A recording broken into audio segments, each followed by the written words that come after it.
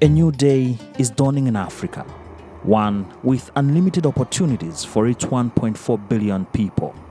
With a combined gross domestic product of up to $3.4 trillion, Africa poises as a formidable market for itself and others. It is becoming a food basket, the hub of agricultural production for the ever-growing global population. Kwa sababu kilimo kina vitu viwili. Kuna kitu kinaitwa bumper harvest. Yani mmevuna sana au mmepoteza, yani mmevuna kidogo. From the grounds to the shelves, amid pockets of challenges, the story of the African farmer is almost the same. It reflects consistency and resilience. Kazi ya kilimo nimeanza 2004 wakati niko mdogo kidogo, lakini rasmi nimeanza 2018 baada ya kumaliza elimu yangu ya juu.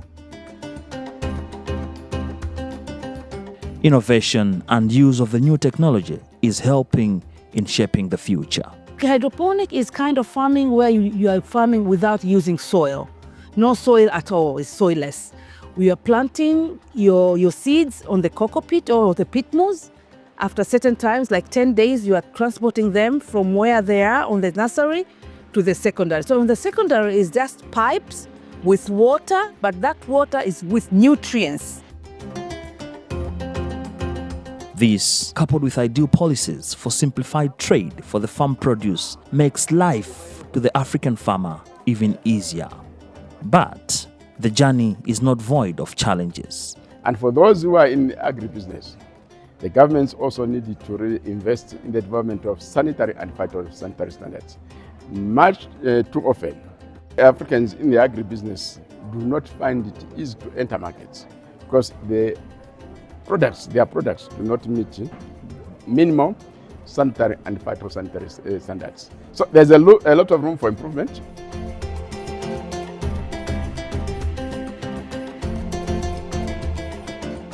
This is a story of quest for growth, the story of the African farmer.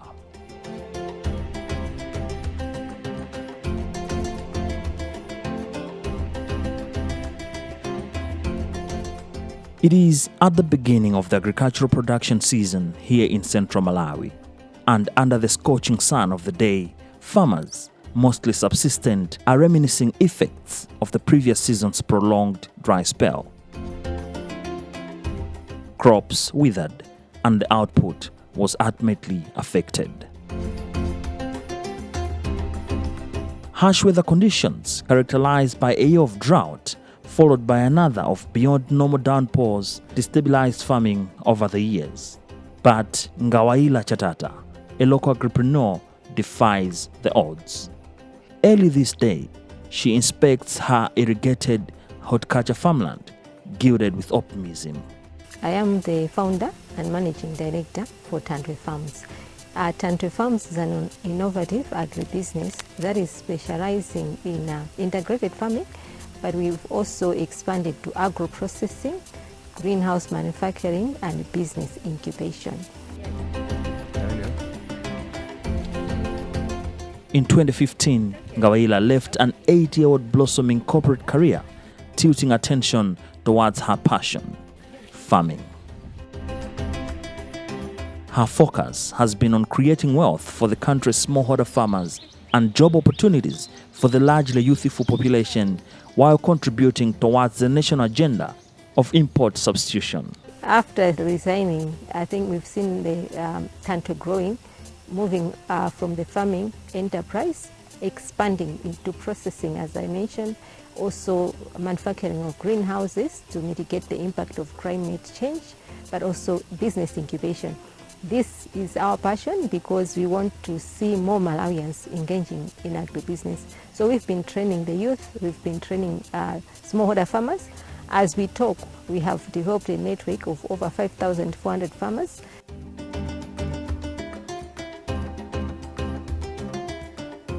Tanthwe is beyond a farmland. It has fast become a hub of agri-processing and value addition for export market. So our focus is on high value crops. That's the starting point. And the high value crops that we're focusing on specifically are hibiscus, ginger, chilies. So in terms of the products that we're getting from hibiscus, we are processing herbal teas, what we also call herbal infusion, because tea is tea. But we had to call it tea at first so that people can connect on the usage. But now we are focusing on infusions. So hibiscus infusion, ginger infusion, we also do some brands like Montia. And then on the other side, we are also making products like the greenhouse. So when you go in ShopRite, you find our hibiscus tea on the shelf. We are also making juice, we are making jam from the same, and we are making spice powders like ginger powder, turmeric, mint. Yeah, so we promote healthy eating. So we want Malawians or Africans to have access to 100% herbs, not blending with other things. So when you say it's hibiscus, it's hibiscus. When you say ginger, it has to be 100% ginger. That's our motto, so that people can have access to nutritious foods. The demand has been growing, and we have been expanding even our production based on the demand. So whereas initially we were just in a few supermarkets, and we're also relying on individual customers, our network of distributors has expanded. Like we are now in big supermarkets like ShopRite, Chipiku, Food Lovers, Ekaya. So, and even the sales that we are seeing, we've observed that they've been growing by the day. Yeah, that means even for our farmers, their market is also increasing. And then we are also looking at the international market because we are export oriented.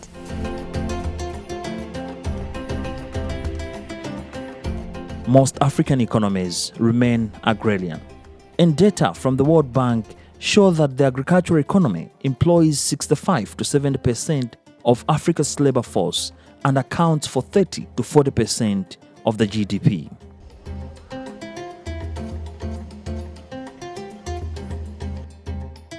In Dar es Salaam, Tanzania, Mwami Mlangwa has been a hydroponic farmer for the past 8 years. She is geared for the day's busy schedules, inspecting her latest greenhouse. The vegetables are much sought after in most parts of Africa as they add nutritious value on the dinner tables. Mwami grows the export value vegetables using a water-based nutrient solution rather than the traditional soil. Hydroponic is kind of farming where you are farming without using soil. No soil at all, it's soilless. We are planting your seeds on the cocoa pit or the pit moss. After certain times, like 10 days, you are transporting them from where they are on the nursery to the secondary. So in the secondary is just pipes with water, but that water is with nutrients. The plant is growing because of the nutrients which is inside the water. So the plants are staying in the greenhouse.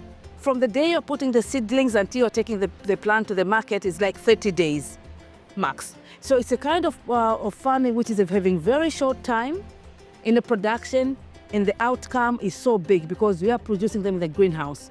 So there is no any disease, it's not contaminated. So the plants are nice and clean, and they're going to the market every day.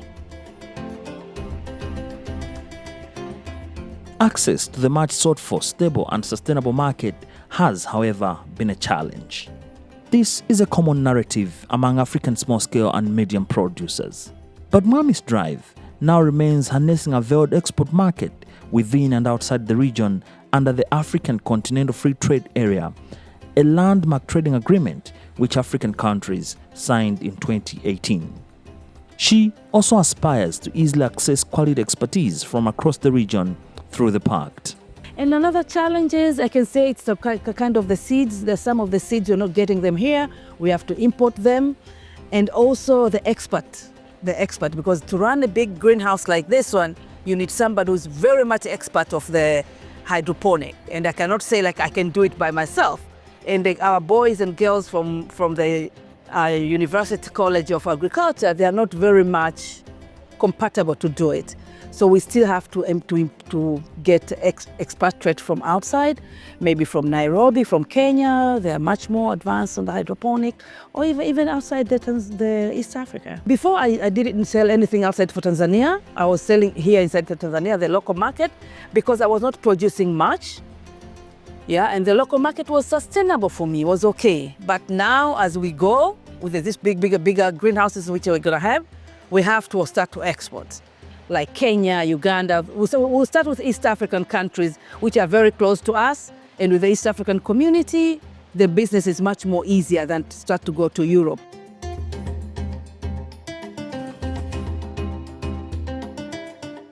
To harness the growing demand availed by the continental market, here, farmers are working in cooperatives, and peer mentorship is steadily becoming a norm. The idea is to build a competitive edge. Mi naitwa Peter Pantaleo Rite. Kazi ya kilimo nimeanza 2004 wakati niko mdogo kidogo, lakini rasmi nimeanza 2018 baada ya kumaliza elimu yangu ya juu. Since 2004, Peter has devoted his efforts to passing on his skills to peers in the agricultural value chain. Today, he faces a group of over 30 budding agripreneurs, equipping them with hands-on skills in business planning, agricultural production, marketing and accounting.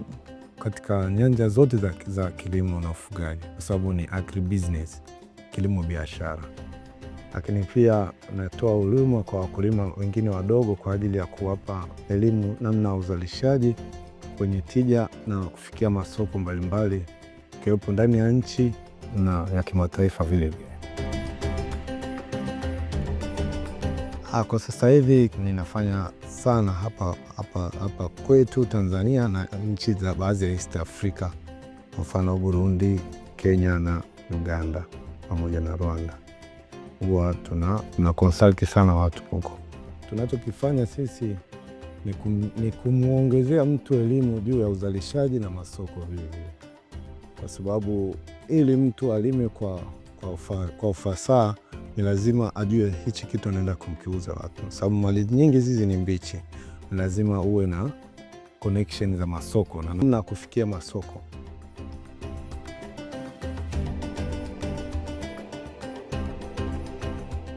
But that does not answer it all. The farmers need hand-holding. They need catalytic interventions in form of easy access to finance, among other things. There are a lot of activities that we need to undertake to ensure that we create a very conducive environment for the operation of the small and medium enterprises. One of them is the capacity building. Some people have the passion to be entrepreneurs, but they do not know what it takes to be an entrepreneur. They have no idea of the importance of keeping books of account, the importance of making monthly tax returns if you are not tax exempt, the importance of ensuring that you subscribe to the labor regulations if you are employing people. Because when you employ people, they need to return and you need to provide for their retirement benefits, same for health and so forth. So capacity building in that direction is very, very important. Now, there are also areas where the government needs to come and assist. This is the access to finance. In quite a number of cases, our entrepreneurs find it very, very difficult to access finance because it's very costly. Sometimes as high as 27% or 30%. So we are advocating to governments to really come up with mechanisms to facilitate access to low interest finance and even zero interest finance if they can afford it. That way they have been able to overcome the problems. Then there's also the issue of the need to ensure that small and medium enterprises build networks, because sometimes the market space is very large. On their own, they cannot be able to really meet the demand that is in that market. So when they aggregate, the cluster with the similar enterprises, then in a very collaborative spirit, they will be able to grow together. I always give the example of an exporter of cashew nuts from Tanzania to the USA under AGOA. They came to see me, saying they were looking for partners so that they are able to meet the demand in the USA. Because on their own, they will not be able to meet that demand. I was able to assist them to network and then discussion with their colleagues. So these are some of the issues that we needed to really come up. Human capital development, access to finance, and also patenting. Quite a number of the entrepreneurs complain that they cannot go to the patent office because it's very costly. So the governments and the SMEs really need to sit together on how to ensure that they make it very possible for SMEs who are very innovative to have their ideas patented. Because if you patent your ideas, it's a source of value for the future. You can use it to gain access to finance, because they know that this idea has a huge growth potential. But if you have not patented it, somebody take it and they own it, then you are destroyed as an entrepreneur. And for those who are in agribusiness, the governments also needed to really invest in the development of sanitary and phytosanitary standards. Much too often, Africans in the agribusiness do not find it easy to enter markets because their products do not meet minimum sanitary and phytosanitary standards. So there's a lot of room for improvement. Calls for ease in doing business have been intensified. This corroborates efforts towards scrapping off trade barriers under the African Continental Free Trade Area. It gives local farmers almost limitless markets for their produce. But the question of value and volume still lingers. Tatizo lililopo ni sera. Sera zilizopo hazimlindi mkulima, kwa sababu kilimo kina vitu viwili. Kuna kitu kinaitwa bumper harvest, yani mmevuna sana au mmepoteza, yani mmevuna kidogo. Sasa kwa mkulima wa nchi hii zote kwake zinamuumiza. Mkivuna sana, soko linakuwa gumu, kwa sababu mnagombea soko linakuwa zile. Lakini kwangu mimi sioni kama ni kitu kibaya sana, ni kwa sababu tu mpangilio wa kilimo ni mbaya. Hatuna usimamizi wa nini kilimwe. Kwa mfano, tulishawahi kutafuta soko Saudia, wakatuuliza mnaweza kutuletea kontena ngapi kwa mwezi? Tukaja tukafanya survey, tukaona kuna mchele mwingi sana nchi hii. Wanakwambia tuletee sample. Unawapelekea sample, wanakwambia tukikupa order ya hii sample uliotuletea, utaweza kutuletea kontena 5 kila mwezi. Ukizunguka masokoni unajigundua kwamba huna uwezo wa kupeleka kontena 2 ya kitu kile ulichompa mtu, kwa sababu kila mtu analima anachojua yeye. Alafu kuna uchanganyaji wa hizi bidhaa. Mtu amelima mchele unaitwa kula cha mwali, sijui amelima sijui mwingine saro. Wanunuzi wanaponunua wanazichanganya. Wakizichanganya, ile product sio uniform.